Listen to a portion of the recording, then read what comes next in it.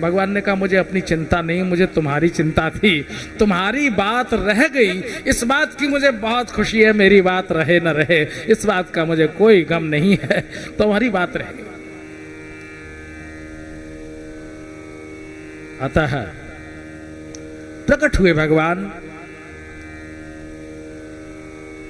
गोद में ले लिया हिरण्यकशिप को, और आपने देखा कि कैसे विकराल नखों से हिरण्यकशिप को भगवान नृसिंह ने फाड़ दिया। अतरनियां माला की तरह निकालकर गले में धारण कर ली। भयानक रोष है, क्रोध है, नेत्र लाल है, सभी थर थर कांप रहे हैं, दिग्दिगंत हिल रहे हैं, दिशाएं डोल रही हैं, दिक्कुंजर चिंघाड़ रहे हैं। लक्ष्मी आई, भगवान का यह रूप देखा, उल्टे पांव वापस भाग गए। ये मेरे भगवान नहीं हो सकते, पति नहीं हो सकते, ऐसा तो कभी देखा ही नहीं नारायण को, भाग गई।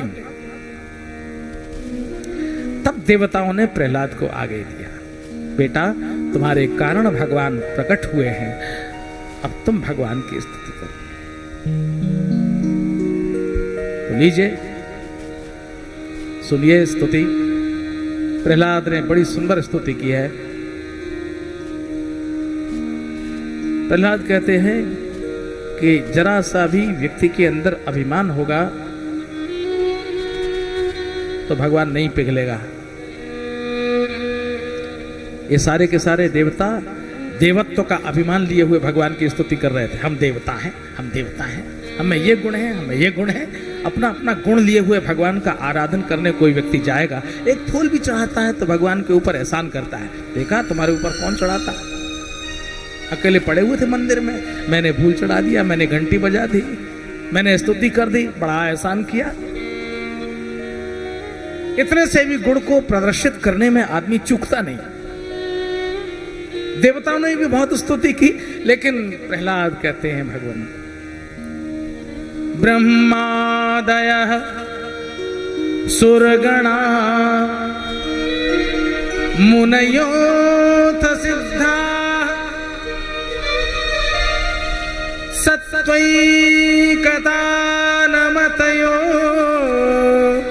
वचसां प्रवाहैः नाराधितुं पुरुगणैः रधुनापि पिप्रुः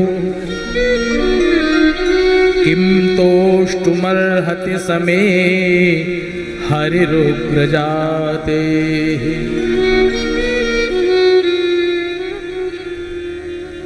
ब्रह्मा ने स्तुति की, देवताओं ने स्तुति की, गंधर्वों ने स्तुति की, किन्नरों ने स्तुति की, नर और नागों ने स्तुति की, सबने की, लेकिन कोई भी आपको संतुष्ट नहीं कर पाया। फिर मेरे जैसे असुर बालक की कौन सी प्रार्थना पर आप संतुष्ट हो जाएंगे, मैं नहीं जानता। प्रहलाद कौन है? प्रहलाद साधारण नहीं है, भक्त तो है, ये तो सेकेंडरी है। भक्त होना ये तो दूसरी बात है, लेकिन उससे भी पहले प्रहलाद एक सारी पृथ्वी पर एक छत्र शासन करने वाले दैत्यराज महाराज हिरण्यकशिप के पुत्र हैं। एक सारे विश्व की सत्ता पर एक छत्र राज्य करने वाले का बेटा भगवान से कहता है कि मैं कौन सी स्तुति करूं कि आप प्रसन्न हो जाए। है दीनता, दैन्य जब तक नहीं आएगा तब तक ईश्वर नहीं पिघलेगा, छोटा बन जाओ।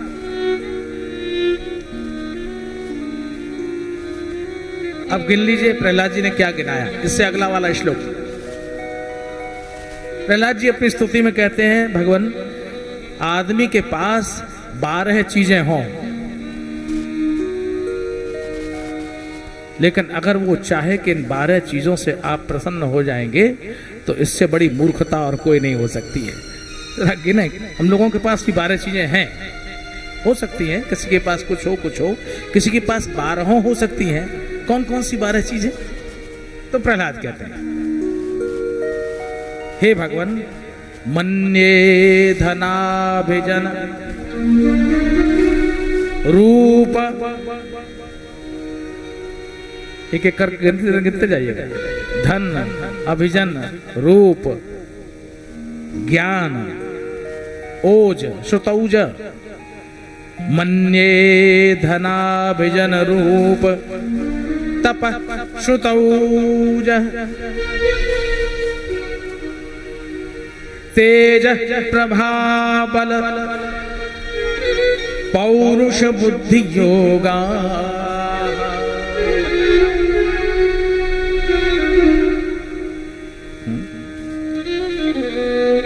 ये मैं जानता हूं। धन हो, कुलीनता हो, रूप हो, तप हो, विद्या हो, तेज हो, ओज हो, प्रभाव हो, बल हो, पौरुष हो, बुद्धि हो, ये सब भी हों और अगर कोई व्यक्ति चाहे कि भगवान उनसे प्रभावित हो जाएंगे तो इससे बड़ी मूर्खता और कोई नहीं हो सकती। ना बल से, ना धन से, ना तेज से, ना तप से नहीं हो सकते भगवान का।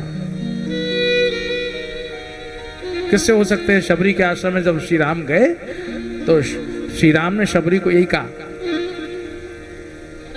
सुनो भामिनी सुनो, चाहे कितने भी गुण वाला व्यक्ति हो। कह रघुपति सुनो भामिनी बाता, कह रघुपति सुनो भामिनी बाता। सुनो भामिनी मेरी बात ध्यान से। जाति पाति कुल धर्म बड़ाई, जाति पाति कुल धर्म बड़ाई, धन बल परिजन गुण चतुराई, धन बल परिजन गुण चतुराई, भगतिहीन नर सो है कैसा, भगतिहीन नर सो है कैसा, बिनु जल बारिद देखिए जैसा, बिनु जल बारिद देखिए जैसा। कह रघुपति सुनु भामिनी बाता, पति सुनु भामिनी बाता। मानव एक भगति कर नाता, मानव एक भगति कर नाता। सब हो, जाति नहीं, पात नहीं, कुल नहीं, धर्म नहीं, बड़प्पन नहीं, धन नहीं, शक्ति नहीं, बल नहीं, परिजन नहीं, कोई चतुराई नहीं, केवल भक्ति का नाता मानता हूं। अगर व्यक्ति ये सब हो लेकिन भक्ति न हो तो वो पुरुष वैसा ही है जैसे बादल तो छाए हैं लेकिन पानी एक बूंद नहीं। क्या उदाहरण दिया आप देखें, घटाटोप छाया हुआ है, उमड़ता घुमड़ता गगन पर छाया हुआ मेघ, लेकिन उसमें एक बूंद पानी नहीं। पवन का झकोरा चला और उड़ा कर ले गया सारे मेघ समूह को। ऐसे बादल का कोई लेकर क्या करेगा। किसान खड़ा हुआ सूखी धरती पर हाथ उठाकर मांगता है, काले मेघा पानी दे, गुड़धानी दे, जरा सा बरस जा। घनश्याम कहाँ जाकर बरसे, हर घाट गगरिया प्यासी है। वो प्यासी गगरिया, प्यासा घाट, जब वो बरसेगा तभी उसकी तृषा दूर होगी, ऐसे दूर नहीं हो सकती। तो वो व्यक्ति जिसके हृदय में भक्ति नहीं है, वो व्यक्ति तो वैसा ही है जैसे बादल बिना पानी का, सूरज बिना रोशनी का।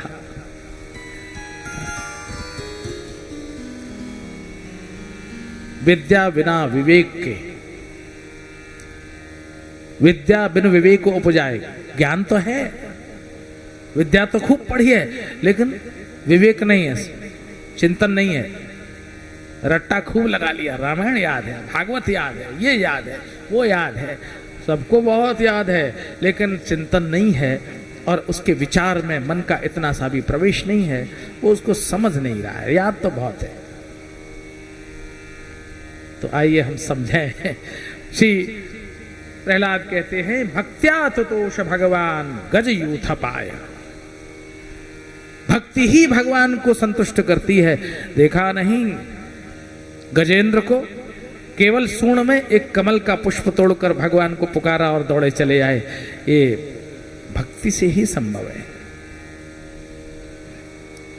इसलिए भक्त्या तुष्यति केवलम नत गुणैहि भक्ति प्रियो माधव। भगवान भक्ति प्रिय हैं, भक्ति से ही प्रसन्न होते हैं, और कोई दूसरा गुण भगवान को अच्छा नहीं।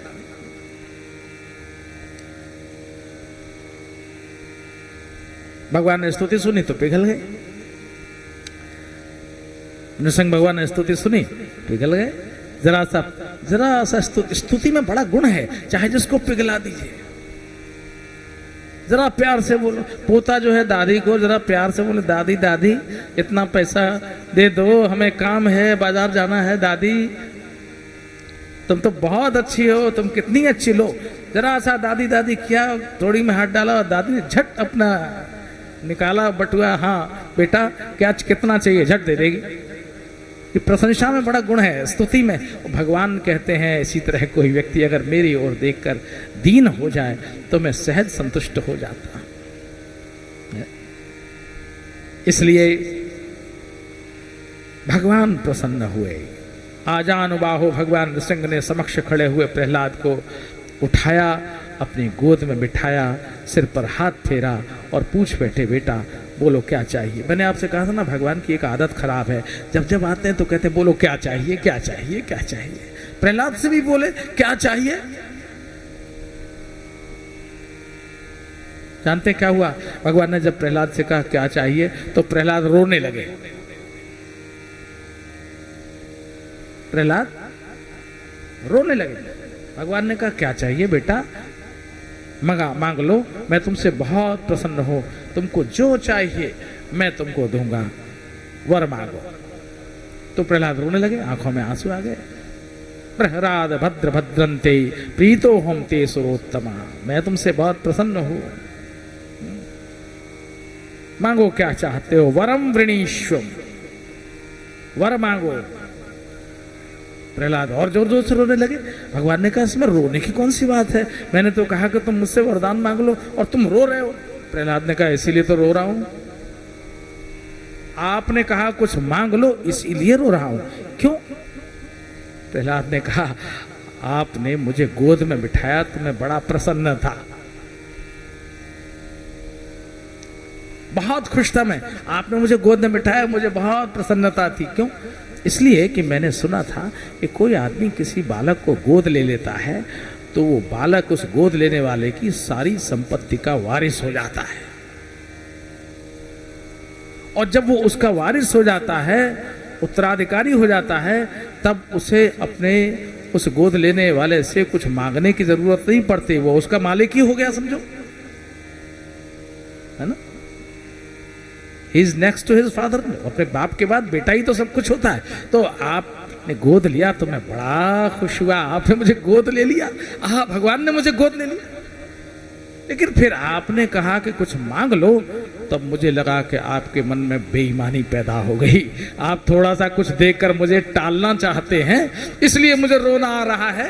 आपने गोद में बिठाया तो मुझे लगा कि मैं तो प्रभु के सारे संसार के ऐश्वर्य का स्वामी हो गया, लेकिन आपने कहा कुछ ले लो तो लगता है कि आप अपनी उस ऐश्वर्यमयी संपत्ति में से कुछ बचा लेना चाहते हैं। महाकंजूस हैं आप तो, इसलिए रो नहीं तो क्या करूं।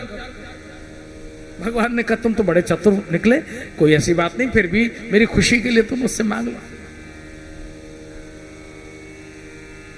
सच तो तुम्हारा ही है, सब कुछ तुम्हारा है, लेकिन जैसे कोई अच्छा अवसर आता है, आज मैंने तुम्हारे शत्रु को मार दिया, हिरण्यकश्यप जिसने तुमको इतना दुख दिया उसको मार दिया, इस खुशी में मैं तुम्हें कुछ देना चाहता हूं, तो तुम कुछ मांग लो।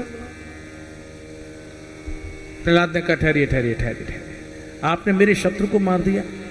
भगवान ने कहा और क्या, तुम बड़े दुखी थे? प्रहलाद ने कहा वो मेरा पिता, वो मेरा शत्रु था। भगवान ने कहा बिल्कुल शत्रु तो था ही, कितना दुख देता था। तो प्रहलाद ने कहा ये बताइए मेरा पिता मेरा शत्रु क्यों हुआ? भगवान ने कहा अब तो दलील शुरू हो गई। भगवान ने कहा अच्छा जब तुमने शुरुआत ही की है तो तुम ही बताओ कि तुम्हारा पिता तुम्हारा शत्रु क्यों हुआ? तो प्रहलाद ने कहा मेरा पिता मेरा शत्रु इसलिए हुआ क्योंकि मैं आपका नाम लेता था। अगर मैं आपका नाम न लेता और अपने पिता का नाम लेता तो मेरा पिता मेरा शत्रु नहीं होता। भगवान ने कहा बात तो ठीक है। तो प्रहलाद ने कहा जब बात यह है तो फिर वो मेरा शत्रु हुआ या आपका शत्रु हुआ? भगवान ने कहा हाँ अच्छा ठीक बात, तुम बात बहुत अच्छे वकील हो, तुम्हारी बात मानता हूं, ठीक है, वो मेरा शत्रु था तो मैंने अपने शत्रु को मार दिया। अब बात पलट गए भगवान, अभी तक कह रहे थे प्रहलाद से कि तुम्हारे शत्रु को मार दिया, अब कह रहे हैं मैंने अपने शत्रु को मार दिया। इस प्रसन्नता में मैं तुमको कुछ देना चाहता। तो प्रहलाद ने कहा ठहरिए, मेरा पिता आपका शत्रु क्यों हुआ? भक्त की दलीलें जरा ध्यान से सुनिएगा। प्रहलाद ने कहा वो मेरा पिता आपका दुश्मन क्यों हुआ? भगवान ने कहा अब ये भी तुम बता दो। तो प्रहलाद बोले मेरा पिता आपका शत्रु इसलिए हुआ क्योंकि वो अहंकारी था और अपने आप को कर्ता मानता था, हर बात में मैं लगाता था और कहता था मैंने किया। परम शक्तिमान अपने आप को समझ बैठा था तो अहंकार ने उसके मन में डेरा डाल लिया था और इसलिए वो आपका शत्रु हो गया। भगवान ने कहा ठीक। तो प्रहलाद ने कहा अगर मेरे पिता के मन में अहंकार न होता तो आपका शत्रु नहीं होता। भगवान ने कहा बिल्कुल नहीं होता। तो प्रहलाद ने कहा फिर ये बताइए आपने मेरे पिता के मन में बैठे हुए अहंकार को तो मारा नहीं और मेरे पिता को मार दिया। अहंकार मार देते तो अच्छा होता, कभी कोई हिरण्यकश्यप नहीं पैदा होता। ये अहंकार ही तो है न जाने कितने हिरण्यकश्यप को हर काल में पैदा करता है, हर युग में हर समय में युग युगांतर में ये अहंकार ही हिरण्यकश्यपों की नई बड़ी लंबी श्रृंखलाओं को पैदा करके खड़ा कर रहा है। अहंकार मार देते प्रभु तो दूसरा हिरण्यकश्यप कभी पैदा नहीं होता। आपने अहंकार को तो मारा नहीं और मेरे पिता को मार दिया, तब इसमें आपको किस बात की खुशी है? अहंकार मारते तो बहुत खुशी होती, लेकिन अहंकार मारा नहीं, पिता को मार दिया, तो अब मैं आपसे इस खुशी में क्या मांगू? भगवान ने कहा अच्छा अब बात तो तुम ठीक कहते हो, ये बहुत अच्छी दलील है तुम्हारी, इसमें मैं हार गया, क्योंकि बात यह है प्रहलाद अहंकार भी मैंने ही बनाया है और बिना अहंकार के जगत का कोई क्रिया होती नहीं है। अब ये हुआ सो हुआ, फिर भी मेरी खुशी के लिए तुम मुझसे कुछ मांगो। प्रहलाद ने कहा ठीक है, पीछे ही पड़ गए, मांग लो मांग लो मांग लो। अब सामने वाला मांगने वाला कह नहीं रहा है कि मुझे कुछ चाहिए और देने वाला कह रहा है मांग लो, हाथ धोकर पीछे पड़े हुए हैं। अगर आप पीछे ही पड़े हुए हैं तो लीजिए मैं मांगता। आप देखें प्रहलाद ने क्या मांगा। यदि राशीष मे कामान वरास्त्रम वरदर्शभ,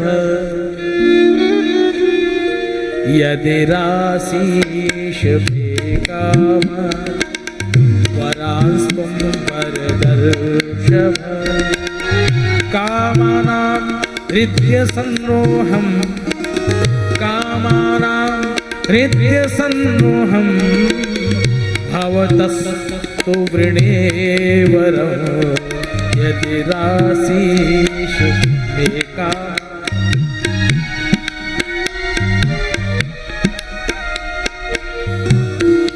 यदि आप देना ही चाहते हैं तो मुझे ये वरदान दीजिए कि मेरे मन में कभी भी कामना का बीज ही न जमे। क्या मतलब हुआ? यानी कभी मांगने की इच्छा ही पैदा न हो। आप मुझे ये वरदान दीजिए कि मैं कभी भी किसी से कुछ भी मांगूं नहीं। ये वरदान है क्या? भगवान ने कहा ये कोई वरदान हुआ? किसी से मांगू नहीं, निष्काम हो जाओ। प्रहलाद ने कहा तो यही तो चाहता हूं, एक बार में आपने दे दिया। तो जिसने आपसे मांग लिया, क्या आप पसंद करेंगे कि वो किसी और के आगे हाथ पसारे? सोचिएगा इस बात को। कोई बड़ा आदमी हो, बहुत बड़ा आदमी हो,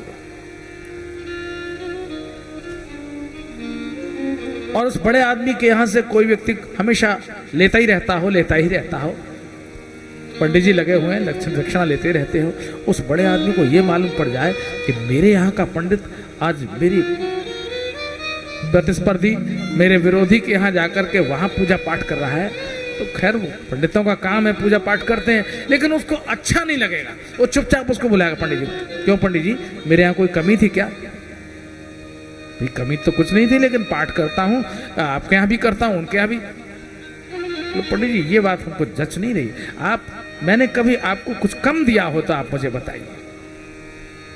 नहीं, आपने बाबू कम तो नहीं दिया। जब कम नहीं दिया तब आप उसके यहां जाकर पूजा क्यों करने लगे? ये स्वाभाविक बात है। तो एक साधारण व्यक्ति इस ईर्ष्या से भर जाता है कि अगर उसके यहाँ काम करने वाला, उसके यहाँ पूजा पाठ करने वाला, उसके यहाँ से दान दक्षिणा लेने वाला और दूसरे के यहाँ जाकर खड़ा हो जाए और मांगने लगे तो उसको अच्छा नहीं लगता। वैसे ही भगवान जो सारी दुनिया को देते ही रहते हैं, उनके हाथ से लेने वाला भक्त अगर किसी और के आगे जाकर हाथ पसारे, ये भगवान को बिल्कुल अच्छा नहीं लगता। रामायण में तो कहा है, मोर दास कहाय नर आसा, करई तो कहू कहा विश्वासा। दास मेरा है, राम भगत बनता है और दूसरों से आशा करता है, हाथ फैलाते फिरता है, ये दे दो, वो दे दो, वो दे। अरे मेरे पास कोई कमी है क्या? अरे मुझसे मांग, किसी और से क्यों मांगता? तो प्रहलाद ने कहा, प्रभु आप तो वो हैं कि जो एक बार आपसे ले लेता है उसको फिर जीवन में कभी किसी से मांगने की जरूरत नहीं पड़ती। रघुवंश के विषय में गोस्वामी तुलसीदास जी महाराज लिखते हैं, दो लक्षण हैं। एक तो मंगन लहहि न जिनके नाही, मांगने वाले द्वार पर आ जाएं तो रघुवंशियों में कोई भी ऐसा नहीं है जो मांगने वाले को मना कर दे मेरे पास नहीं है।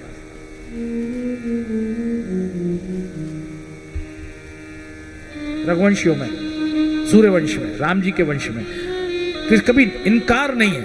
कोई यूं हाथ पसार दे और रघुवंशियों ने इतना दे दिया कि कभी इनकार नहीं, ना नहीं है, तत्काल दिया। और दूसरा गुण क्या था? दूसरा गुण यह था, जाचक सकल अजाचक की ने। जितने मांगने वाले हैं, जाचक माने याचक, मांगने वाले, तो मांगने वाले जितने हैं उनको इतना मिला कि जिंदगी में दोबारा किसी से मांगने की जरूरत नहीं पड़ी। ये है भगवान का दरबार। भगवान के सामने प्रहलाद कहते हैं, अगर आप देना चाहते हैं तो मुझे ये वरदान दीजिए कि जीवन में कभी भी मांगने की इच्छा ही पैदा।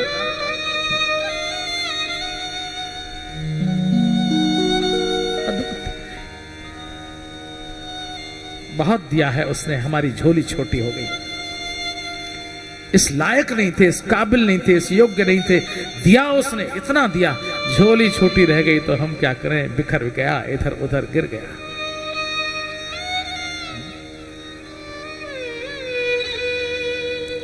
प्रहलाद ने जब ये कह दिया तो भगवान ने तथास्तु कहा। और भगवान जब चलने लगे तो प्रहलाद जी ने कहा, ठहरी ठहरी ठहरी ठहरी।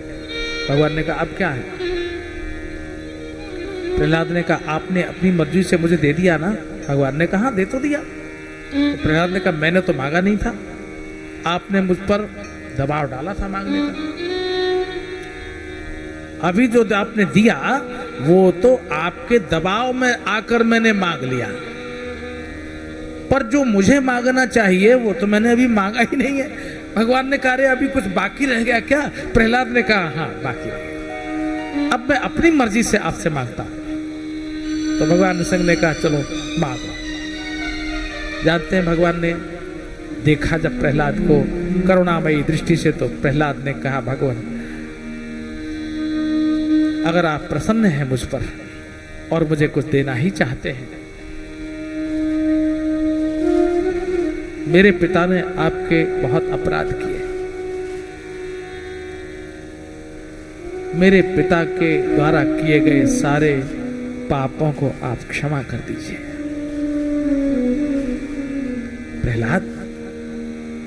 प्रहलाद तुम, जिस पिता ने तुम्हें इतना दुख दिया, इतनी परीक्षा की घड़ी में धकेला, तुम उस पिता के लिए मंगल की कामना कर रहे हो? प्रहलाद ने कहा भगवान मैं पुत्र हूं, पुत्र। और पुत्र शब्द का अर्थ होता है पुन्नाम नरका त्रायते। पुत्र का मतलब यह होता है जो अपने बाप को पुन्नाम नरक से मुक्ति दिला दे, नरक में जाते हुए पिता को नरक से बचा ले और भगवान के धाम में पहुंचा दे, उसका नाम है पुत्र। आजकल पुत्र कहने में लोगों को तकलीफ होती, लड़का लड़का कहते हैं, लड़का लड़का लड़का माने जो लड़कर आया हो या लड़ने आया हो या लड़ता रहता हो, वो लड़का लड़का वो लड़का। पुत्र का अर्थ होता है जो अपने नरक में जाते हुए, इतने पाप किए हों पिता ने, लेकिन पुत्र अपने पुण्य से नरक में जाते हुए पिता को खींचकर भगवान के धाम का अधिकारी बना दे, उसका नाम है पुत्र। तो हे भगवान, मेरा पिता अपने पितृ धर्म को निर्वाह नहीं कर पाया, पिता के धर्म को नहीं निर्वाह कर पाया, उसका कर्म उसका धर्म उसके साथ, लेकिन मैं पुत्र हूं, पुत्र अपनी आंखों के सामने अपने पिता को नरक जाता नहीं देख सकता। हे भगवान, मेरे पिता के अपराधों को आप क्षमा कर दीजिए, ये मैं आपसे मांगता हूं। भगवान नृसिंह की आंखों में आंसू भर आए और भगवान नृसिंह ने कहा बेटा, तेरे जैसा पुत्र जिस वंश में पैदा हो जाता है, उसकी अगर 21 पीढ़ियां भी हों तो अपने आप तर जाती है। तुम्हारे वंश का उद्धार हो गया तेरे जन्म के बाद से। तुझे ये मांगने की आवश्यकता नहीं है, जिस वंश में तेरे जैसा भक्त उत्पन्न हो जाता है, उस वंश की तो 21 पीढ़ियां भी हों तो तर जाती हैं। और तब भगवान ने कहा बेटा, तुमने देखा मैंने तुम्हें बाद में गोद में बिठाया और तुमसे पहले तुम्हारे पिता को गोद में लेटाया।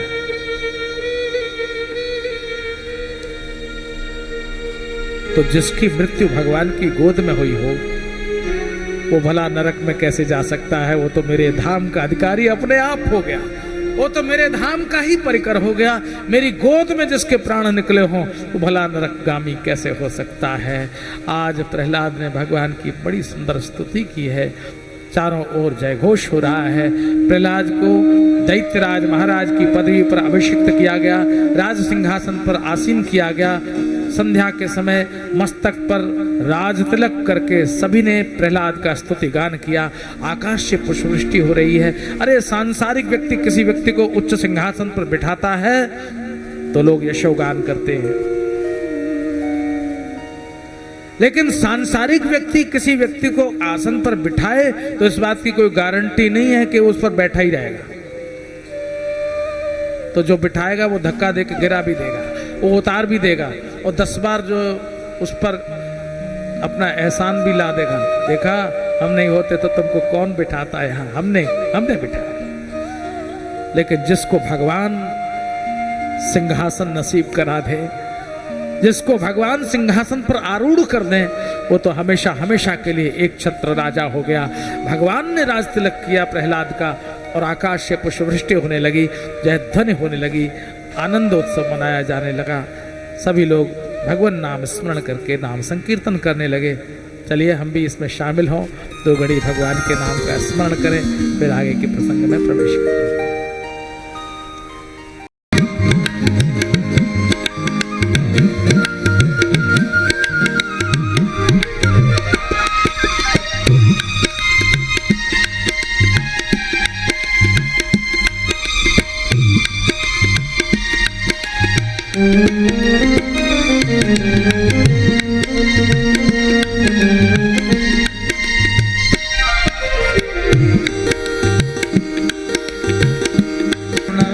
जय जय राधे रमणा, राधे रमणा, जय जय राधे रमणा, राधे रमणा, जय जय राधे रमणा।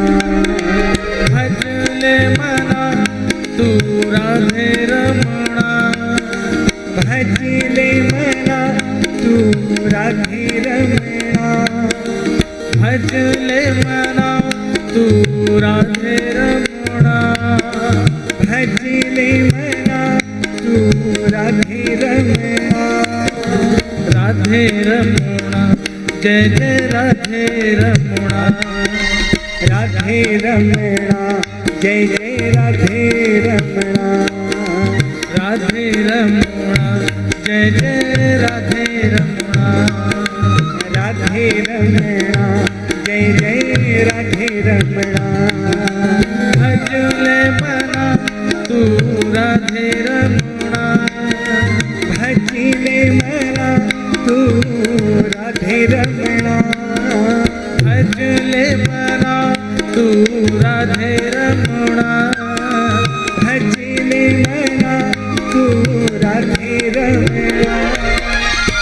गोविंद जय जय गोपाल जय जय, गोविंद जय जय गोपाल जय जय, गोविंद जय जय गोपाल जय जय, गोविंद जय जय गोपाल जय जय। श्री राधा रमण हरि गोविंद जय जय, श्री राधा रमण हरि गोविंद जय जय, श्री राधा रमण हरि गोविंद जय जय, श्री राधा रमण हरि गोविंद जय जय। गोविंद जय जय गोपाल जय जय, गोविंद जय जय गोपाल जय जय, श्री राधा रमण हरि गोविंद जय जय, श्री राधा रमण हरि गोविंद जय जय।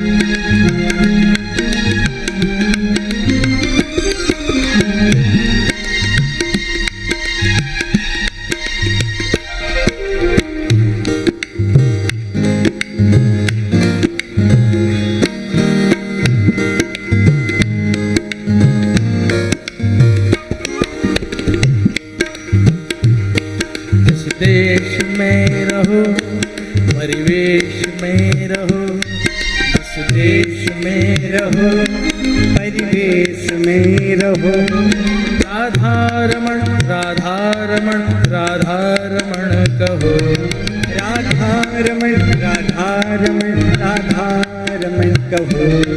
जिस देश में रहो परिवेश में रहो, जिस देश में रहो परिवेश में रहो, राधा रमण राधा रमण राधा रमण कहो, राधा रमण राधा रमण राधा रमण कहो। जिस काम में जिस धाम में जिस काम में रहो, जिस काम में जिस धाम में जिस काम में रहो, जिस काम में रहो जिस धाम में रहो, जिस काम में रहो जिस धाम में रहो, राधा रमण राधा रमण राधा रमण कहो, राधा रमण राधा रमण कहो। राधा रमण राधा रमण राधा रमण कहो। राधा रमण राधा रमण राधा रमण कहो। जिस रंग में रहो जिस ढंग में रहो जिस रंग में रहो जिस ढंग में रहो जिस रंग में रहो जिस ढंग में रहो जिस रंग में रहो जिस ढंग में रहो जिस संग में रहो जिस संग में रहो जिस ढंग में रहो जिस संग में रहो। राधा रमण राधा रमण कहो। राधा रमण राधा रमण राधा रमण कहो। राधा रमण राधा रमण राधा रमण कहो। राधा रमण राधा रमण राधा रमण कहो।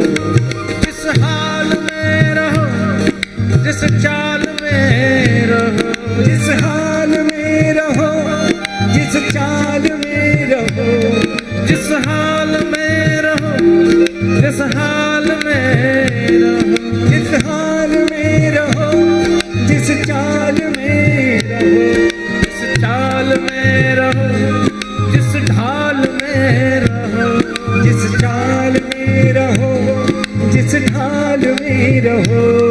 राधा रमन राधा रमन कहो। राधा रमण राधा रमण राधा रमण कहो। राधा रमन राधा रमण कहो। राधा रमण राधा रमण राधा रमण कहो।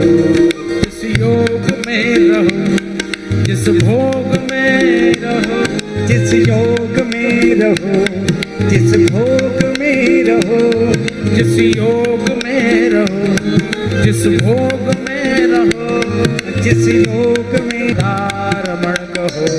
राधा रमण राधा रमण राधा रमण कहो। राधा रमण राधा रमण कहो। राधा रमण राधा रमण राधा रमण कहो। जय राधे रमणा जय जय राधे रमणा। मानव धर्म मैंने फिर भी कहा था, पशु धर्म नहीं, पशु धर्म होता ही नहीं है, मानव धर्म ही होता है। हम मनुष्य हैं, मनुष्य रहें, मनुष्य बने नहीं, बने नहीं, बनने में बिगड़ने की संभावना है। बनेंगे तो बिगड़, जो चीज बनती है वो बिगड़ती है, जिसका कंस्ट्रक्शन होता है उसका डिस्ट्रक्शन होता है। बने नहीं, हम हैं, हम रहें, हम हैं, बनने में मुश्किल है। इसलिए मनुष्य है वही कि जो मनुष्य के लिए मरे ऐसा कवि कहते हैं। मनुष्य वही है, एक दूसरे की दूरियां निकटता हो जाए, एक दूसरे के सुख दुख एक दूसरे के हो जाएं, वो मनुष्य है, वो आदमी है। इसलिए यही है इबादत, यही दीनो ईमान। पूजा क्या है कि घंटी हिलाना ही पूजा नहीं है, आरती कर देना ही पूजा नहीं है, जप लेना इतना ही पूजा नहीं है कि माला जप लिया पूजा हो गई, बहुत बड़े भगत हो गए। क्या सुंदर बात। शायर कहता है यही है इबादत, यही है इबादत, यही पूजा है। क्या पूजा है? यही है इबादत, यही दीनो ईमान कि दुनिया में काम आए इंसान के इंसान, आदमी आदमी के काम आए, इससे बड़ी पूजा दुनिया में नहीं हो सकती। हम एक दूसरे के काम आए, सारी पृथ्वी पर मनुष्य मनुष्य के लिए जिएं और मरें, एक दूसरे का सुख दुख बांटें, यही है संसार का सबसे श्रेष्ठ सिद्धांत। जैसे हमारे ऋषियों ने भी दिया, सर्वे भवन्तु सुखिनः सर्वे सन्तु निरामया, कि दुनिया में काम आए इंसान के इंसान, यही है इबादत। आदमी लड़ लड़ के मर रहा है,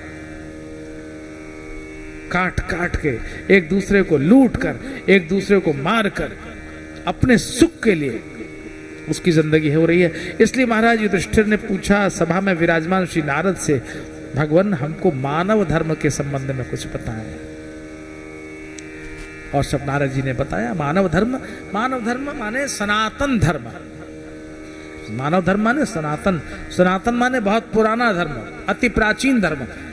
वो धर्म मनुष्य धर्म है, वर्णाश्रम धर्म, 4 वर्ण 4 आश्रम, उसका वर्णन श्री नारद जी महाराज ने किया और नारायण नारायण कहते हुए वहां से प्रस्थान कर गए। अब क्या सुनना चाहते हो राजन? श्री सुखदेव ने महाराज परीक्षित से पूछा।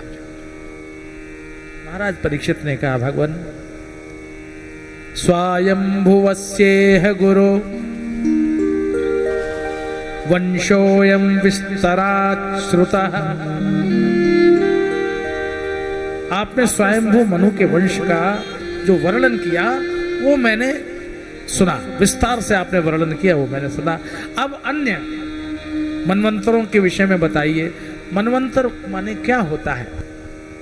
सामान्य रूप से तो लोग मनवंतर जानते नहीं हैं, और ये मनवंतर शब्द प्रायः जब संकल्प होता है तब पंडित जी संकल्प पढ़ते समय वो मनवंतर बोलते हैं, है ना। अमुक संवत्सरे अमुक मनवंतरे ऐसा कहते हैं पंडित जी। ये मनवंतर क्या है?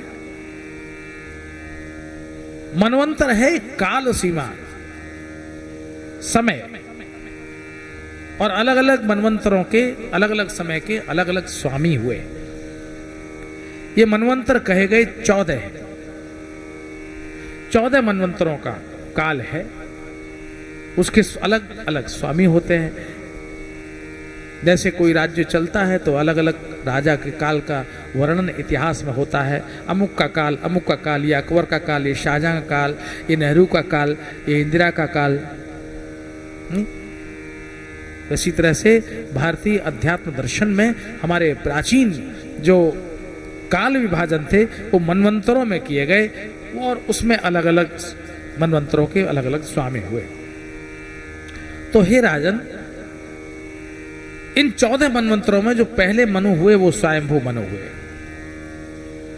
दूसरे स्वारोचिष हुए, तीसरे उत्तम हुए, तीसरे उत्तम के भाई तामस हुए, और तामस मनवंतर में एक बहुत अद्भुत घटना घटी। महाराज परीक्षित जो ये पूछ रहे हैं, महाराज परीक्षित का लक्ष्य किसी मनवंतर के बारे में जानना नहीं है। जैसे चौबे जी को मथुरा के पेड़े के सिवाय और कुछ सूझता नहीं है, वो घूम फिर के वहीं पेड़े पर ही आ जाते हैं। कोई भी बात करो, बोले यहाँ रसगुल्ला बहुत अच्छा बनता है, हाँ रसगुल्ला तो बहुत अच्छा बनता है, क्या करे, लेकिन हमारे मथुरा में जो पेड़ा बनते हैं वो बहुत अच्छे बनते हैं। वो घूम फिर के वे पेड़े पर आ जाते हैं। तो चौबे जी आपको पेड़े के सिवाय कुछ सूझता नहीं है? बोले वो पेड़ा ही तो हम दिन रात देखते रहते हैं, वही खाते हैं, वही आनंद लेते हैं उसका, इसलिए हमें तो घूम फिर के पेड़ा ही दिखता है। इसी तरह जो भक्त है वो सारी दुनिया की बात करने के बाद वो भगवान पर आ जाता है, ईश्वर पर आ जाता है, भक्ति पर आ जाता है। इसीलिए महाराज परीक्षित ने कहा, भगवान हमें तो उसी मनवंतर की चर्चा सुनाइएगा जिसमें भगवान की कुछ लीलाएं हुई हों, जहाँ भगवान के अवतार हुए हों, लीलाएं हुई हों, आप कृपा करके हमें वो सुनाइए। तो महाराज परीक्षित ने जब ये पूछा तो श्री सुखदेव जी महाराज कहते हैं, राजन देखो, ये तामस मनवंतर में भगवान श्री हरि ने हरिमेधा ऋषि के यहाँ हरिणी, जो हरिमेधा की पत्नी थी, उनके गर्भ से हरि के रूप में अवतार लिया। परीक्षित जी बोले, वो तो जरूर सुनाइए हमको, क्या कथा थी, कैसे अवतार लिया, क्या हुआ? हाँ, उस अवतार में भगवान ने अपने भक्तराज गजेंद्र को मोक्ष दिया। अब तो ये कथा बड़ी सुंदर होगी, आप हमें सुनाइए। देखो राजन, एक त्रिकूट पर्वत था, 10,000 योजन क्षीर सिंधु से घिरा हुआ, और उस पर एक वरुण देवता का उद्यान था, बगीचा था, और उसमें बहुत से पशु पक्षी निवास करते थे, विहार करते थे। एक दिन एक हाथी अपनी बहुत सी हथनियों के साथ उस उद्यान में आया, तो वहाँ बड़ा सुंदर तालाब था, कमल खिले हुए थे, सुंदर बयार बह रही थी, पक्षी बोल रहे थे, भ्रमर गुंजार कर रहे थे, अति सुंदर मधुर मनमोहक वातावरण था। और ऐसे में उस हाथी ने अपनी हथनियों के साथ सरोवर में, तालाब में प्रवेश किया। थोड़ी देर तो उसमें क्रीड़ा की, खेला पानी से, और जब निकलने को हुआ तो उसमें रहने वाले एक बड़े शक्तिशाली ग्राह ने हाथी का पांव पकड़ लिया। अब अपनी अपनी सीमा है। संसार में कोई व्यक्ति अपनी सीमा के अंदर दूसरे को प्रवेश नहीं करने दे सकता, नहीं करने देगा। एक मोहल्ले का अगर कुत्ता दूसरे मोहल्ले में जाए तो भौं भौं करके वो नहीं बाहर निकाल दे, तो आप देखते हैं दिन रात का यही खेल देखते हैं। कुत्ता घुसने नहीं देता वो अपने एरिया में, बोले ये मेरा एरिया है, इस एरिया का इंस्पेक्टर मैं हूं, एरिया इंस्पेक्टर मैं हूं, तुम नहीं आ सकते, नहीं घुसने दे। अपना अपना क्षेत्र है। गजेंद्र ने देखा कि मेरा पांव पकड़ा हुआ है, तो फिर घबरा गया। पहले तो युद्ध किया,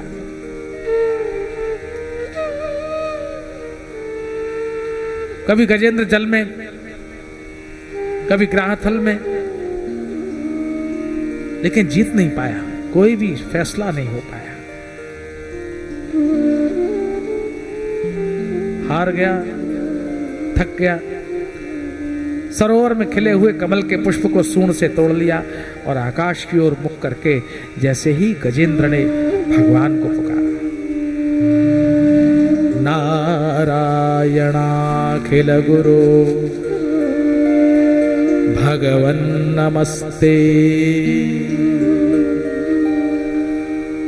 हे अखिल गुरु, हे नारायण, मैं आपको प्रणाम करता हूं। व्याकुलता से नारायण दिग्दिगंत में ये शब्द गूंज गया। भगवान भागे, दौड़कर आए और अपने चक्र से शीघ्र ही गजेंद्र का पांव पकड़े हुए ग्राह का शीश काट दिया। आकाश से विमान आया, गजेंद्र और ग्राह दोनों को ही भगवान का धाम प्राप्त हुआ। सबने देखा, भगवान से पूछा, उद्धार करने आए थे आप गज का, हाथी का, और धाम में भेज दिया आपने ग्राह को, ये क्या उल्टी लीला हुई? भगवान ने कहा, बात यह है, मेरे नाम लेने वाले का पांव पकड़े हुए था ना, मेरी समस्या तो यही है। जो मेरा भक्त है, कोई मेरा नाम लेने वाला हो और मेरा भजन करता हो, तो उसका अगर कोई पांव पकड़ ले, चाहे किसी भी भाव से, शत्रुता से, मित्रता से, अपनेपन से, परायेपन से, किसी भी भाव से मेरा नाम लेने वाले का पांव कोई पकड़ ले, तो पहले मैं उसका उद्धार करता हूं और नाम लेने वाले को बाद में पूछता हूं। क्योंकि मैं जानता हूं ना कि ये तो नाम लेगा ही लेगा, लेकिन उसने पांव पकड़ लिया है, उसका उद्धार करना मेरा कर्तव्य है। भगवान ने गजेंद्र को अपना धाम दिया, लेकिन उससे पहले ग्राह को भी अपने धाम में भेज दिया। पूर्व जन्म का भी कुछ होता है। योसौ ग्राह सवै सद्यक परमाश्चर्य रूपधिक मुक्तो देवल शापेन हूहू गंधर्व सत्तमः। जो ग्राह था वो पिछले जन्म में हूहू नाम का गंधर्व था, और देवल नाम के ऋषि तालाब में स्नान कर रहे थे। उस गंधर्व ने पानी के अंदर से देवल का पांव पकड़ लिया। देवल घबरा गए, अचानक कौन आ गया जीव? हंसता हुआ, खिलखिलाता हुआ बाहर निकल कर आया। बोला, महाराज मैं तो आपको प्रणाम कर रहा था। बेवकूफ, ये कोई प्रणाम करने का तरीका है? जैसे ग्राह पांव पकड़ लेता है, वैसे ही तूने मेरा पांव पकड़ा, मैं शाप देता हूं, जा तू ग्राह हो जा। तो गंधर्व को ग्राह हो जाने का शाप लगा। और जो गजेंद्र था वो पिछले जन्म में इंद्रद्युम्न नाम का राजा था। इंद्रद्युम्न इति ख्यातो विष्णु व्रत परायण। भगवान नारायण का व्रत करने वाला इंद्रद्युम्न नाम का राजा था। अगस्त्य ऋषि आए और राजा पूजा करने का दिखावा करता रहा। पूजा करना, दिखावा मत करना। बस ये एक संदेश है यहाँ पर। पूजा करना, दिखावा मत करना। बहुत से लोग पूजा तो करते हैं लेकिन दिखावे के लिए करते हैं। अगला आदमी खड़ा हुआ, उसका काम अटका हुआ, वो कह रहा है एक बार सुन लीजिए, राम राम राम राम राम राम राम राम राम राम राम। और ध्यान तो कहाँ बट रहा है, तो राम राम राम बात सुन लो उसकी बेचारे की। कितनी देर से खड़ा हुआ है, तुम पूजा कर नहीं रहे हो, तुम दिखावा ज्यादा कर रहे हो, तुम बचना चाहते हो उससे बात कर। ऐसा नहीं। अगस्त्य ऋषि ने शाप दे दिया, मूर्ख खड़ा हुआ है मतवाले हाथी जैसा, मैं यहाँ आया हूं और मुझे सम्मान नहीं किया, जा तू हाथी हो जा। तो अगस्त्य ऋषि ने शाप दे दिया तो वो हाथी बना। लेकिन इसमें एक बात बहुत कॉमन है जो मैं आपको बताना चाहता हूं। दोनों को दो संतों का शाप लगा, और ऐसा लगा, शाप इसमें कॉमन है, उसको भी लगा उसको भी लगा, और संत भी इसमें कॉमन है, इधर भी संत ने दिया उधर भी दिया। लेकिन एक बात और कॉमन है, और वो क्या? दोनों की सदगति हुई। कोई साधारण व्यक्ति किसी को गाली दे तो शायद उस गाली का असर हो ना हो, नहीं भी होता है। हमारे बंधु कहते हैं गाली का असर तो आजकल होता ही नहीं, महाराज शाप दे दो। मैंने कहा उसको मैं शाप देता हूँ, एक बात में कोई बात उन्होंने कर दी, गलती कर दी होगी, मैंने कहा मैं कहता हूँ उसका सर्वनाश हो जाएगा जो ऐसा करेगा।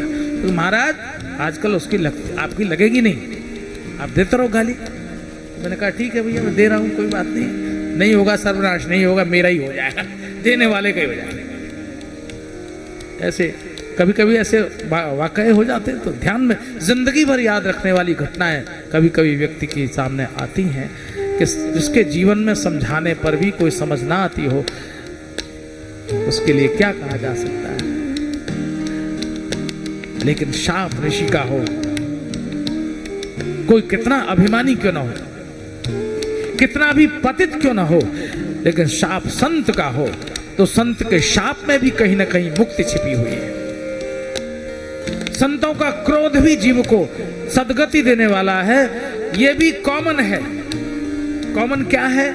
कॉमन ये है, अहंकार कॉमन है, दोनों में समान है। अपराध भी कॉमन है, शाप भी कॉमन है, दोनों को दिया। देने वाले संत हैं, ये भी कॉमन है, लेकिन दोनों को ही मुक्ति मिले, ये भी कॉमन है, ये भी दोनों में समान।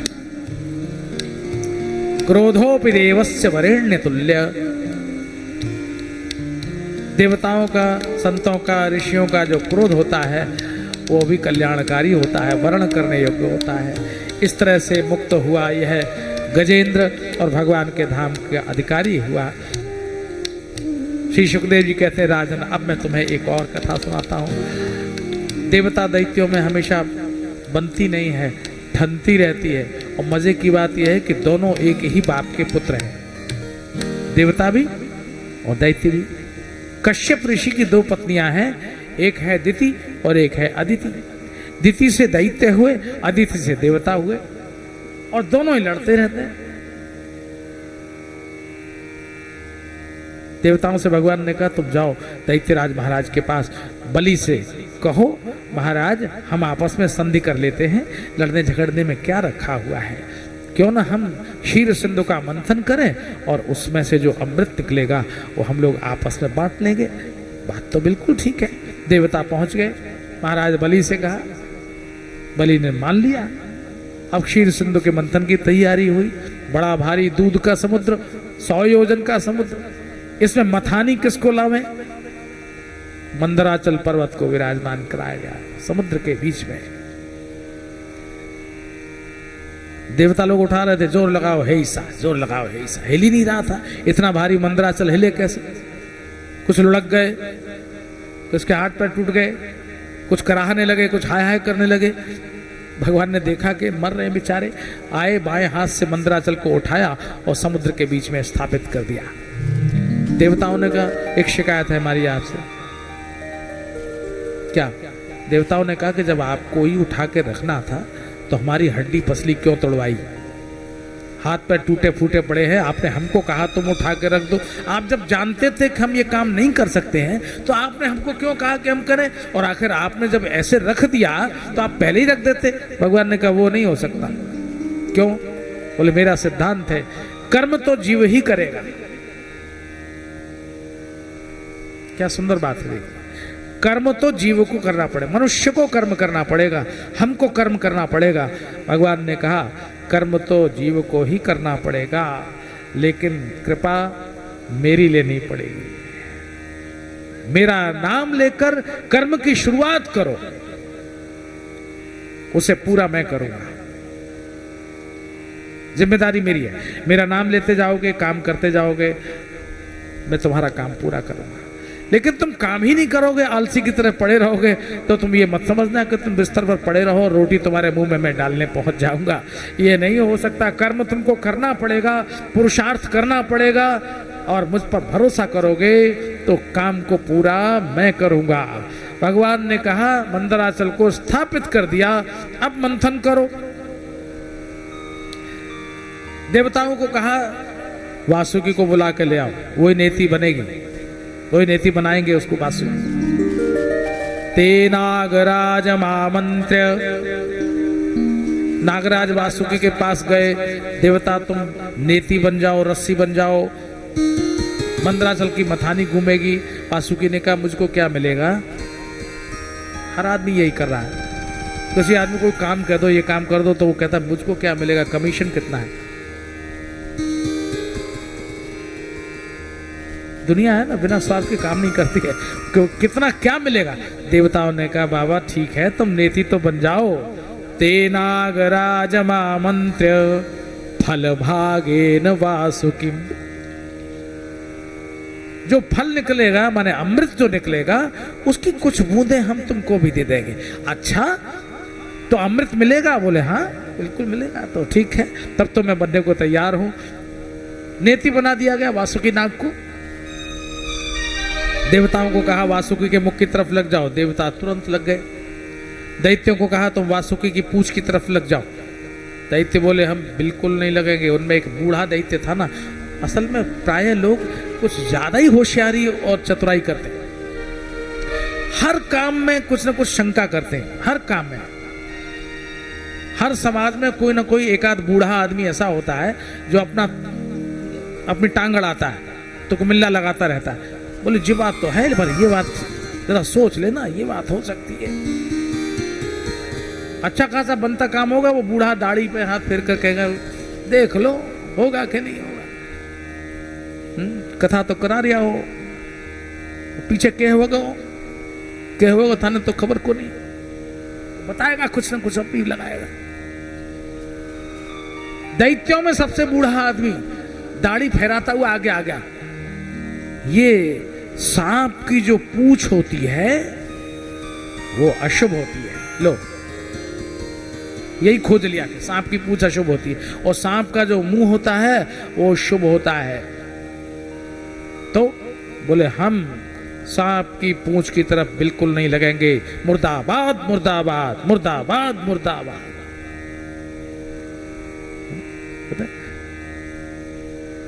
जब तक भूखा इंसान रहेगा धरती पर तूफान रहेगा। भूखा इंसान रहेगा, काम मत करना। काम करने का कोई अधिकार भगवान ने नहीं दिया है, खाने का अधिकार भगवान ने दिया है। भूखा इंसान रहेगा। भूखा इंसान तभी तो रहेगा जब काम करोगे, तब पेट भरेगा, बिना काम किए पेट। बिना कर्म के कुछ होता नहीं, पुरुषार्थी होना होगा। लोगों को कृपा पर जीने की आदत पड़ गई है, दया पर जीने की आदत पड़ गई है, एक झूठे अधिकार के लिए संघर्ष करने की आदत पड़ गई है। शक्तिमान जब व्यक्ति स्वयं अपने पुरुषार्थ से बनता है तो सारा जगत झुकता है और सूर्य भी नमस्कार करता है। मांगने से नहीं, कर्म करने से मिलता है फल। दैत्य पूंछ की तरफ नहीं लगेंगे, इस बात के लिए हट करने लगे। भगवान ने देवताओं को इशारा किया लग जाओ जल्दी से पूंछ की तरफ। क्यों? बोले मैं जानता हूं इस वासुकी के मुख से आग की लपट निकलेगी विष भरी, परेशान हो जाओगे। मैं जानता था ये दैत्य कोई ना कोई अपना पुंछल्ला लगाएंगे जरूर, तो तुम जल्दी से पूंछ की तरफ लग जाओ और उन सारे देवताओं को मुंह की तरफ लग जाने दो। दैत्य और देवताओं में यही फर्क है। दैत्य भगवान के हर काम में शंका करते हैं और देवता भगवान की हर बात में विश्वास करते हैं। एक भरोसे की बात, एक श्रद्धा की बात। सारे देवता लग गए पूंछ की तरफ और मुख की तरफ लग गए दैत्य। समुद्र का मंथन प्रारंभ हुआ। उत्ताल तरंगें उठती हुई तट से टकरा रही थी, भारी शब्द हो रहा था। सब सोच रहे थे अब अमृत निकलेगा, अमृत निकलेगा, लेकिन पहले अमृत नहीं निकला। पहले निकला कालकूट हालाहल, विष प्रकट हुआ। सारा त्रैलोक्य विष की ज्वाला से विदग्ध हो गया। लोग भागने लगे, त्राहिमाम त्राहिमाम, चारों तरफ त्राहि त्राहि मच गई। अब क्या करें देवता? भगवान ने कहा, देवताओं अब तो सिर्फ एक ही उपाय है। आदिदेव महादेव भगवान शंभु ही इस दुख से सबको उबार सकते हैं। उनके पास जाकर प्रार्थना करो तो शायद तुम्हारा यह दुख दूर होगा। ये भगवान महादेव ऐसे ही हैं, उधार खाए बैठे रहते हैं। कब कोई आवे उसका दुख दूर करूं। जैसे बहुत से लोग कहते हैं कब कोई आवे उसको मैं सुख बांटूं, बहुत से लोग कहते हैं कब कोई आवे मैं उसको दुख बांटूं। अपने के लिए तैयार बैठे रहते हैं। आज भगवान महादेव के सन्मुख सारे के सारे देवता प्रार्थना करने जा पहुंचे। देव देव महादेव, देव देव महादेव, देव देव महादेव, देव देव महादेव, भूतात्मन भूत भावन, भूतात्मन भूत भावन, त्राहि नः शरणापन्ना, त्राहि नः शरणापन्ना, त्रैलोक्य दहनाद्विषा, त्रैलोक्य दहनाद्विषा, देव देव महादेव,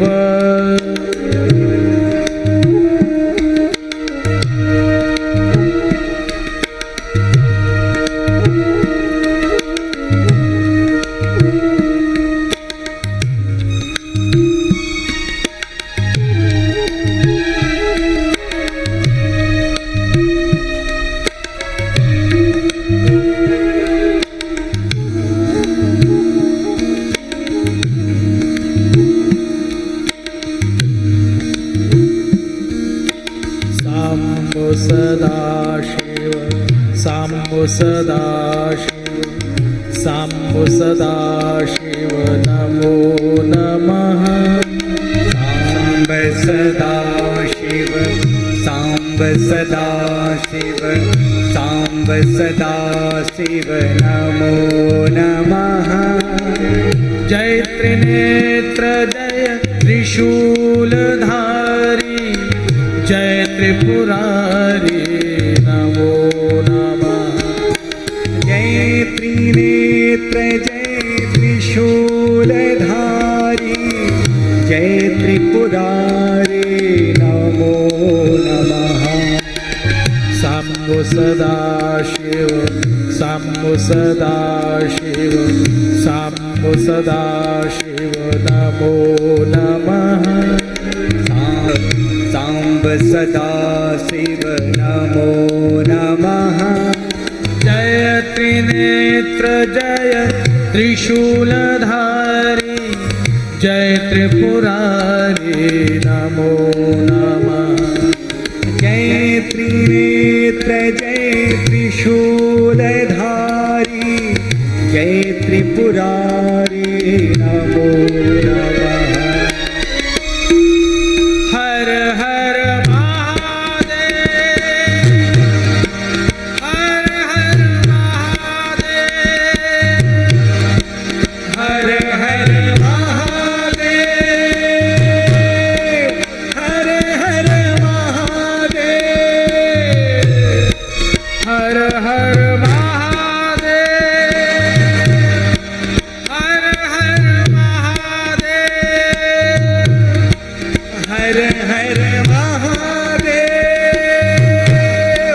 हर हर महादेव।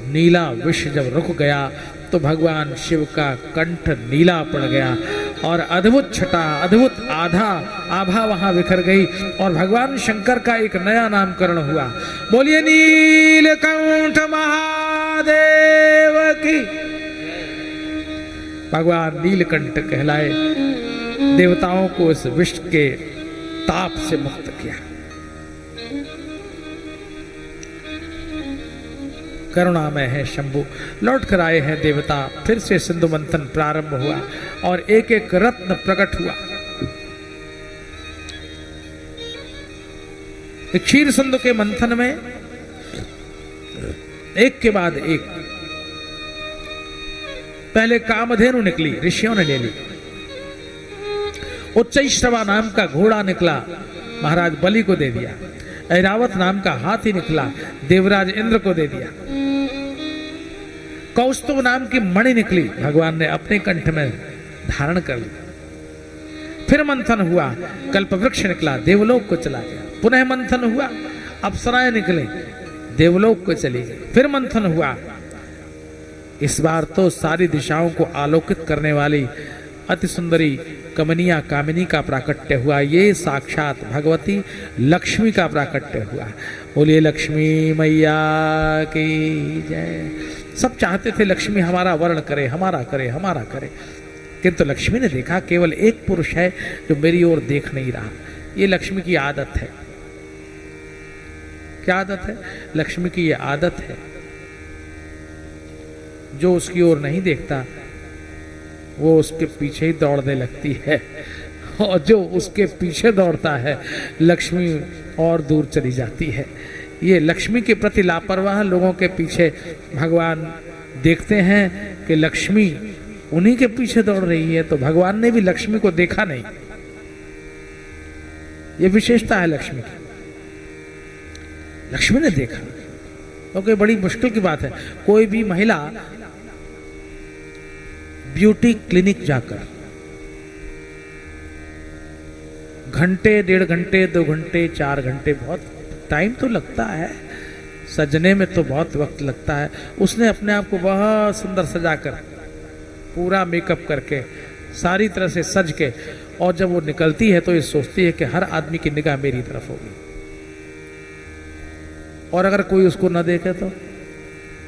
और उसको सबसे ज्यादा झुंझलाहट तो तब आती है जब वो अपने घर पहुंचती है और पति देवता भी काम में इतने लीन हैं, और वो बार बार कह रही अजी सुनते हो, अजी सुनते हो, और वो कह रहे हाँ हाँ ठीक है, ठीक है, रोटी में कितनी देरी है। वो कह रही अजी सुनते, यार देखो तो। अरे यार देखा, वो दिन रात तुझे तो देखता रहता हूँ और किसको देखूंगा। तब उसको बड़ा गुस्सा आता है। मैं सुनते हो कह के हार गई। एक बार मेरे चेहरे पर तो देखें, 2 घंटा बर्बाद करके आई हूं मैं, और मेरी ओर तो लक्ष्मी कितनी सुंदर हो गई। जब एक सांसारिक स्त्री अपने आप को अतिरूपवती बनाकर अपने पति की ओर देखती है और कहती है पति एक बार तो देखें, लेकिन जब लक्ष्मी का वो अप्रतिम सौंदर्य होगा, उसकी ओर निहारने वाले तो होंगे बहुत, लेकिन भगवान ने जब उसको भी नहीं निहारा तो लक्ष्मी ने कहा यही एक पुरुष है जिसका मैं वर्ण कर सकती हूँ। लक्ष्मी ने हाथ की जयमाल भगवान नारायण के ही गले में डाल दी, और इस तरह नारायण का विवाह लक्ष्मी जी के साथ संपन्न हुआ। बोलिए लक्ष्मी नारायण भगवान की। इस सिंधु के मंथन में वारुणी निकली, शंख निकला, चंद्रमा निकला, धनुष निकला, 14 रत्न निकले, और इस बार तो एक बहुत दिव्य पुरुष हाथ में अमृत का स्वर्ण कलश लिए हुए जब प्रकट हुए, ये और कोई नहीं भगवान धन्वंतरी थे, जिन्होंने आयुर्वेद को जन्म दिया। आयुर्वेद के जन्मदाता भगवान धन्वंतरी का प्राकट्य हुआ। बोलिए धन्वंतरी भगवान की। चिल्ला उठे हो जाते, आनंद की पराकाष्ठा होती है ना, एक्सट्रीम जिसको कहते हैं, बिल्कुल, तो क्या होता है आंख बंद हो जाती, चरम आनंद के चरम सुख की पहचान है, आंखें बंद हो जाती। तो देवताओं की बड़ी खुशी में आंखें बंद हो गई, अमृत अमृत अमृत आंख बंद करके चिल्ला रहे हैं। दैत्यों ने देखा कि तो आंख बंद किए चिल्ला रहे, चिल्लाते रहो, और एक झपट्टा मारा और अमृत का कलश छीना, ये गए और वो गए। देवताओं ने 2 पल बाद आंखें खोली, अमृत अमृत अमृत अमृत अमृत, अरे कहाँ गया अमृत? एक ने कहा वो तो दैत्य ले गए, तुम तो आंख बंद करके शोर मचाते रहे, दैत्य काम बना के ले गए। बस यही होता है जीवन में।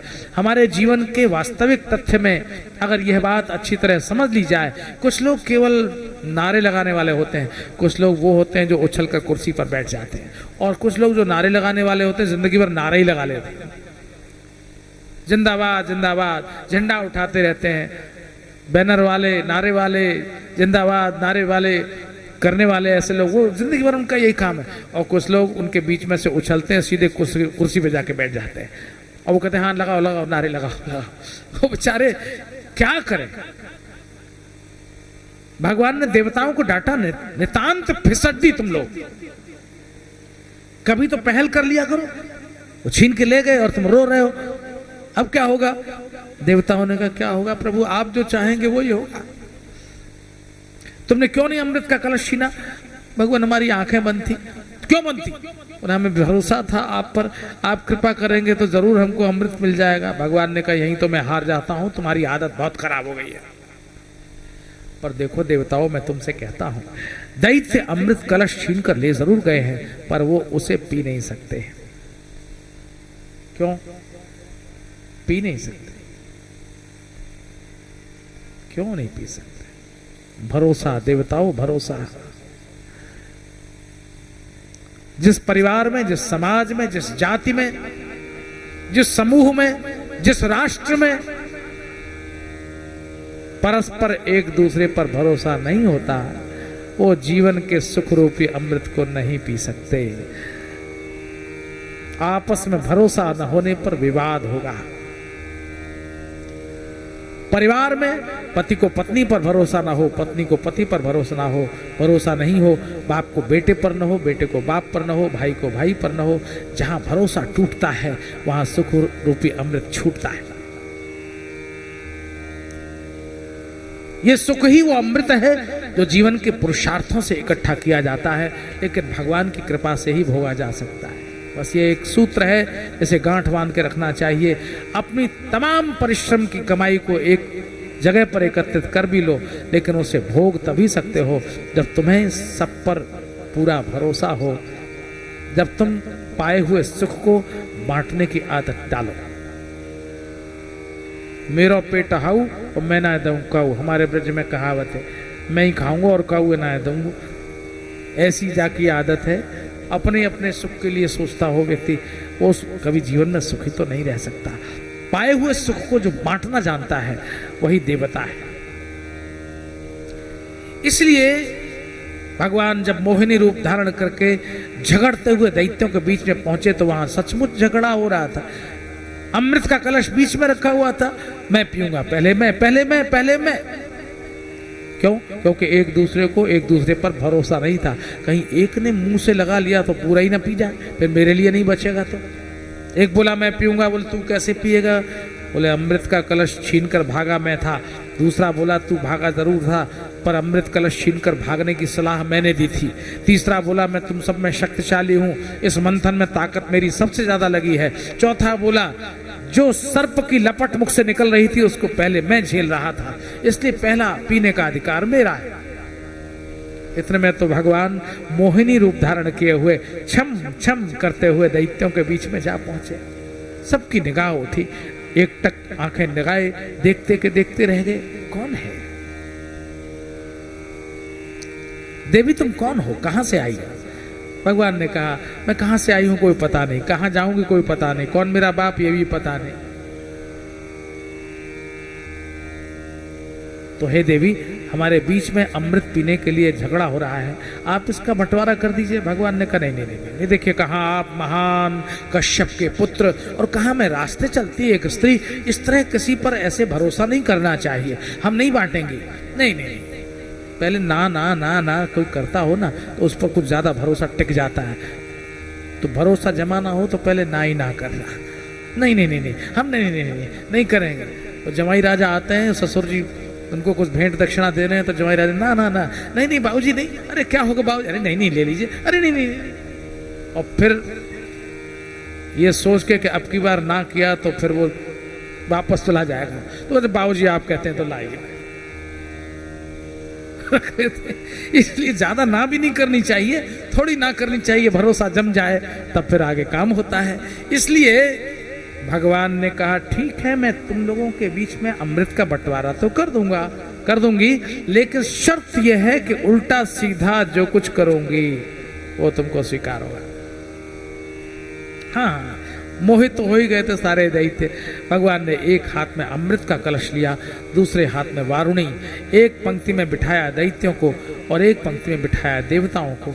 देवताओं को पिला रहे हैं अमृत और दैत्यों को पिला रहे हैं वारुणी। बड़ा नशा है इसमें। दैत्यों के मुख में वारुणी जब गई, शराब गई, चटखारे लेकर दैत्य पी रहे। आहा, कैसा अच्छा मीठा अमृत है। भगवान ने मन में कहा तुम्हारे बाप ने भी कभी पिया था, तुम क्या जानते हो अमृत का क्या स्वाद होता है। लेकिन दैत्य उस वारुणी को, उस शराब को ही अमृत मानकर पी रहे हैं। तो बस यही तो हम लोगों के जीवन की विडंबना है। हम लोग संसार का मोह रूपी ये वारुणी पीते हैं, समझते हैं ये अमृत है। ये समस्या है आदमी की। सांसारिक वारुणी, सांसारिक मोह की वारुणी पान करते हैं हम और सोचते हैं यही परम सुख है, यही अमृत है। वास्तव में जिसने भगवान के नाम के अमृत को एक बार पान किया है, उस अमृत का पान करने के पश्चात जीवन तर जाता है। नामामृत पान करने वाले लोग जानते हैं अमृत क्या है, और लोग क्या जाने कि अमृत क्या है। इस नशे की, मोह की वारुणी, जिन कृत महामोह मद पाना, तिनकर कहा करिए नहीं काना। जिन्होंने मोह की मदिरा का पान किया है, उनका कहना कभी नहीं मानना चाहिए। पी रहे हैं देवता अमृत, पी रहे हैं दैत्य वारुणी। अचानक एक राहु नाम का दैत्य अपनी पंक्ति से उठकर देवताओं के बीच में जा बैठा। बेईमानी हो रही है।